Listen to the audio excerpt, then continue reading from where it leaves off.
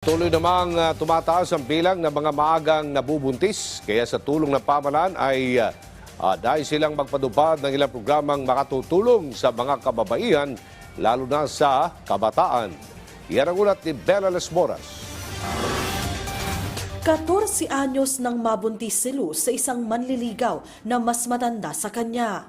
Napatigil siya sa kanyang pag-aaral dahil sa kawalan ng suporta at mag-aalaga sa kanyang anak. Kasi gusto ko po yung makapagtapos yung pag-aaral ng anak ko kahit nasa malayo po kami sa isa't isa. Lahat po gagawin ko para sa kanya.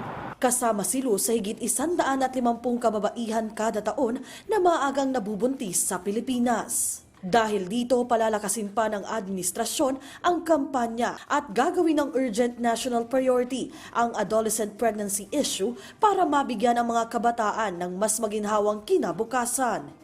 Iginiit ng Commission on Population and Development o CPD na kailangan ng matuto ng tamang sexual education ng mga bata, lalo na yung mga 15 anyos pababa. Sa pakikipagtulungan ng iba't ibang ahensya ng gobyerno, plano ng CPD, protektahan ang mga maagang nagkakaanak at mabigyan ng reproductive health care sa tamang edad ang lahat sa ilalim ng Adolescent Pregnancy Prevention Act. We see that the Philippines is a gold medalist in teen pregnancy cases.